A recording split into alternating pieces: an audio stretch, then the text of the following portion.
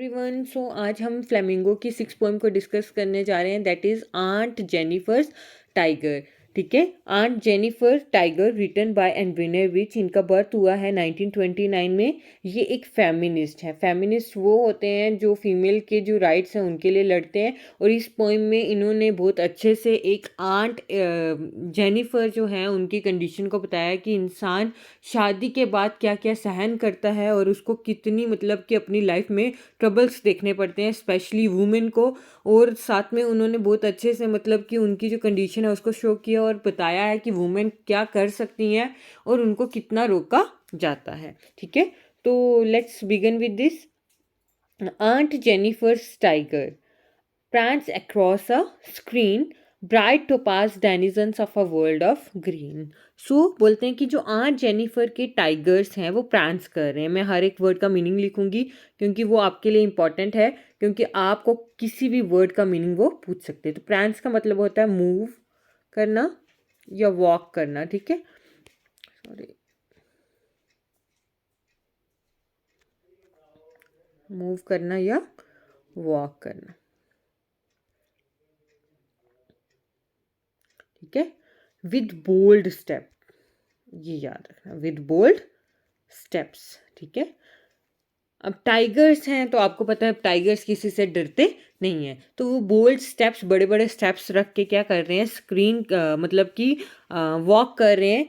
ठीक है, across a screen, एक स्क्रीन के आगे पीछे। Bright topaz denizens of a world of green. और बोलते हैं कि ये क्या है, ब्राइट टोपाज। टोपाज क्या होते हैं, येलो कलर्स जो होता है ना टाइगर्स का, उसको बोलते हैं टोपाज। ठीक है, यहाँ पे लिख देती हूँ, ब्राइट येलो कलर। ठीक है, टोपाज क्या होता है, ब्राइट येलो कलर। और डेनिजन क्या होता है, ऐसा एनिमल जो एक पर्टिकुलर प्लेस में ही पाया जाए, जैसे टाइगर वो एक पर्टिकुलर प्लेस में ही पाए जाते हैं, जैसे कि फॉरेस्ट। ठीक है, तो बोलते हैं कि ये क्या है, बहुत प्यारे ब्राइट क्या है, येलो कलर के टाइगर्स हैं जो एक पर्टिकुलर एरिया में ही पाए जाते हैं। और वो एरिया कौन सा है, world of green, that is forest. They do not fear the man beneath the tree. और बोलते हैं ये जो टाइगर्स है ना, ये किसी से नहीं डरते हैं, जो आदमी पेड़ के पीछे भी खड़ा है उससे भी ये नहीं डरते हैं। They pace in sleek chivalric certainty. और बोलते हैं ये किसी से नहीं डरते और ये बहुत एलिगेंट वे, स्लीक का मतलब क्या होता है, एलिगेंट वे से क्या करते हैं, मूव करते हैं। ठीक है, किसी से डरे बिना ये क्या कर रहे हैं, मूव कर रहे हैं।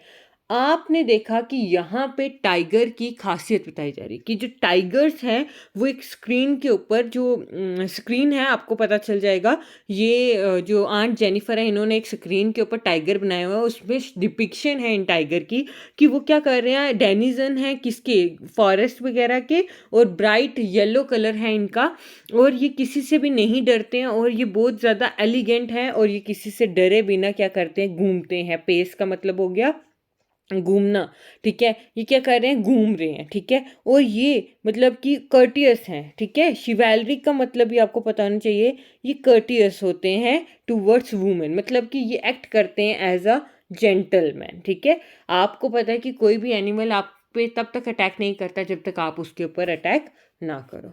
ठीक है, तो ये आ गई वो चीज़। आई होप आपको इतना समझ आया होगा। ठीक है, देन इसके बाद डिस्कस करते हैं। And Jennifer's fingers fluttering through her wool find even the ivory needle hard to pull. अब बोलते हैं जो आंट जेनिफर के हाथ है ना, उनकी फिंगर्स है ना, वो बहुत ज़्यादा क्या कर रही है, कांप रही हैं। ठीक है, ये बहुत ज़्यादा क्या कर रही है, शिवर्ड कर रही है। ठीक है, या क्या कर रही है, मूव कर रही है, क्विकली, जल्दी जल्दी क्या कर रही है, मूव कर रही हैं। ठीक है, किसके ऊपर से, वूल के ऊपर से, मतलब कि वो उनके साथ जो काम कर रहे हैं ना, उसके ऊपर, वूल के ऊपर जो वो काम कर रहे हैं, उनकी उनके हाथ जो हैं वो बहुत ज़्यादा क्या कर रहे हैं, कांप रहे हैं। और मतलब इतने कांप रहे हैं कि वो जो पतली सी नीडल होती है छोटी सी, उसका क्या वेट होता है, क्यों उनको उसको भी पकड़ने में क्या कर रहा है, मतलब कि प्रॉब्लम हो रही है। The massive weight of uncle's wedding band sits heavily upon aunt's Jennifer hand। आप बोलते हैं वो जो अंकल का वो जो बैंड है, रिंग है, वो उसका इतना वेट है कि वो जो है कि उसकी वजह से जो आंट जेनिफर की जो फिंगर्स हैं वो मूव ही नहीं कर पा रही है। तो आपने देखा कि क्या बताया हो कि एक नीडल नहीं उनसे पकड़ी जा रही है और उनके जो हाथ हैं वो बहुत ज़्यादा क्या कर रहे हैं, काँप रहे हैं। और किसका वेट है उनके हाथ में? उसकी रिंग का, अंकल की वेडिंग रिंग का। When aunt is dead, her terrified hands will lie still ring with ordeals she was mastered by. आप बोलते हैं कि जब आंट की डेथ हो जाएगी फिर भी उसके हाथ में वो जो रिंग है ना वो वहीं रहेगी, और जो जिस कामों में उसने मास्टर की है घर के कामों में, वो काम उसको मतलब कि तब भी करने पड़ेंगे। The tigers in the panel that she made will go on prancing proud and unafraid. पर बोलते हैं कि जो टाइगर हैं किसमें? पैनल में। ठीक है, पैनल में जिसमें उसने स्क्रीन में वो टाइगर्स बनाए हैं, वो तब भी क्या करेंगे? प्रांस करेंगे, मूव करते रहेंगे उस स्क्रीन के आगे पीछे प्राउड वे से, और किसी से डरेंगे नहीं। ये थी जो यहाँ पे लिखा है उसका मैंने सम अप किया। अब इसकी एनालिसिस सुना कि बोलते हैं कि देखो कंपैरिजन चल रहा है हर जगह, कि जहाँ पे एक तरफ वो है वो डरी हुई है। ठीक है, वो डरी क्यों है? कि वहां से पता चलता है कि फिंगर्स उसकी अभी भी क्या रही हैं, कांप रही हैं। किससे?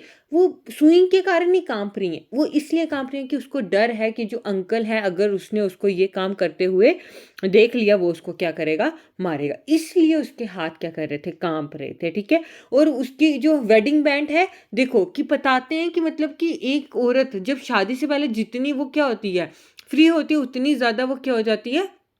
थक जाती है। क्यों?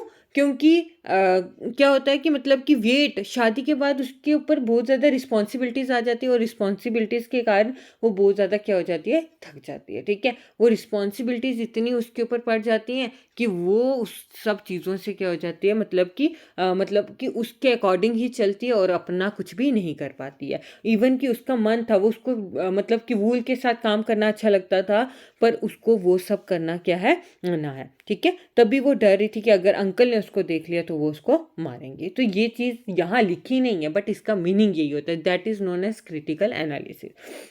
फिर बोलते हैं कि जब वो मर भी जाएगी ना, तब भी उसके ऊपर जो रिस्पॉन्सिबिलिटीज़ है, उसके हाथ में वो जो वेडिंग बैंड है वो वहीं रहेगा, और उसको तब भी उसका वेट जो है उठाना पड़ेगा। और एक तरफ जो उसने मतलब कि एक दूसरी पर्सनैलिटी खुद हाथ से ड्रा की है, जो क्या है? वो वूल से बने हुए टाइगर्स, वो अब भी प्राउड ही रहेंगे। इट मीन्स वो जो खुद बनना चाहती थी टाइगर, उसकी क्या है? इच्छा है, उसकी ख्वाहिश है, वो खुद टाइगर की तरह बनना चाहती थी। कि वो भी क्या चाहती थी कि मैं भी टाइगर की तरह बोल्ड हूँ, मैं भी अपनी मर्जी की मालिक हूँ। पर ऐसा उसकी लाइफ में कुछ भी नहीं है। वो क्या है? हर एक चीज़ जो है अंकल के अकॉर्डिंग ही करती है। ये आगे इसकी क्रिटिकल एनालिसिस। अब हम देखते हैं कि इसमें लिटरेरी डिवाइसेस कहाँ कहाँ यूज़ हुई हैं। ठीक है, तो ये जो है ब्राइट टोपाज, ठीक है, ये है मेटाफर। ये क्या है? मेटाफर। मेटाफर क्या होता है? Indirect comparison. ठीक है, तो यहाँ पे क्या हो रहा है कि कंपैरिजन हो रहा है किसका? टाइगर्स का। किसके साथ? स्टोन के साथ। मैं यहाँ पे लिख देती हूँ कंपैरिजन किसके साथ हो रहा है? स्टोन के साथ। क्योंकि ब्राइट टोपास, टोपास क्या होते हैं? स्टोन को कहते हैं टोपास। जैसे वो कुछ स्टोन्स होते हैं ना बहुत ज़्यादा ब्राइट कलर के, उस तरीके के कलर्स को बोला हुआ है टोपास। ठीक है, तो यहाँ पे यूज़ हुआ है मेटाफर। देन उसके बाद आप देख सकते हो ये दे और दे रिपीट हुआ। तो मैंने आपको बार बार बताया इसको हम क्या बोलते हैं? एनाफोरा। जब दो लाइंस के स्टार्टिंग के वर्ड्स सेम हों। ठीक है, दे यूज़ हुआ है दोनों लाइंस में, तो इसको हम बोलते हैं एनाफोरा। ठीक है, देन इसके बाद फिंगर्स फ्लटरिंग। ठीक है, देखो एफ और एफ की रिपीटेशन हुई है, तो ये आ गई हमारी एलिट्रेशन। ठीक है, देन इसके बाद आ जाते हैं द मैसिव। इसको रब करने दो। यस, ये the massive weight of uncle's wedding band. इसको हम बोलते हैं हाइपरबोल। हाइपरबोल क्या होता है? जब हम किसी चीज़ को बहुत ज़्यादा बढ़ा चढ़ा के बताते हैं, मैंने एक पहले भी एक पोइम में ये डिवाइस डिस्कस की हुई है, जब हम किसी चीज़ को बहुत ज़्यादा एग्जिगरेट करके बोलते हैं, ठीक है। मैसिव वेट, आपको पता है कि रिंग का जो वेट होता है वो ना के बराबर होता है, उसको कोई वेट नहीं होता कि इंसान के हाथ जो हों वो कांपने लगे और उसके ऊपर वजन पड़े, पर यहाँ पे उसके वेट को बहुत ज़्यादा बढ़ा चढ़ा के बताया है। और वेट कौन सा है, रिस्पॉन्सिबिलिटीज़ का, ठीक है। तो इस डिवाइस को हम क्या बोलेंगे, हाइपरबोल, ठीक है। आपको यहाँ तक आई होप समझ आ गया होगा। ये आ गई आपकी कुछ डिवाइसेस जो यहाँ पे यूज़ हुई हैं। देन आप राइमिंग स्कीम देख सकते हो, स्क्रीन ग्रीन, ट्री सर्टेनिटी, वूल पुल, बैंड हैंड, लाई बाय और मेड अफेड, ठीक है। तो ये आ जाती है इसकी राइमिंग स्कीम।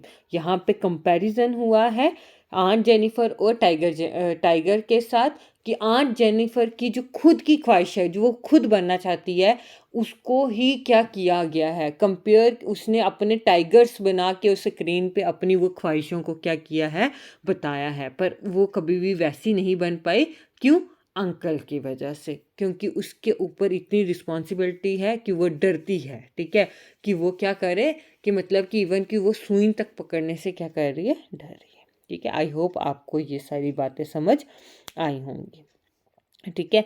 तो यहाँ पे कोई मीनिंग अगर रह गया तो शायद आई थिंक ऑर्डिल्स का मीनिंग मैंने नहीं बताया, तो इसको बोलते हैं एक्सट्रीम, एक्सट्रीमली,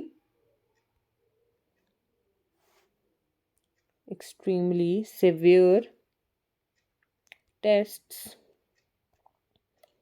और एक्सपीरियंस, ठीक है। बहुत ज़्यादा टेस्ट देना, ठीक है, या एक्सपीरियंस लेना, उसको हम बोलते हैं ऑर्डियल्स, ठीक है। तो ये सारे मीनिंग आपको पता होने चाहिए, ठीक है। तो आई होप आपको ये समझ आ गई होगी। तो हर एक पॉइंट को ध्यान से सुनना, और अगर नहीं समझ आता तो यूट्यूब का यही फ़ायदा कि आप फिर से क्या कर सकते हो, देख सकते हो उस वीडियो को, ठीक है। तो इन सब चीज़ों का ध्यान रखना। Thank you so much. अगर पसंद आती है तो लाइक किया करो, अपने फ्रेंड्स के साथ शेयर किया करो, एंड चैनल सब्सक्राइब कर दो, ताकि कोई भी वीडियो अगर मैं डालती हूँ तो वो आप तक पहुँच जाए। Thank you so much.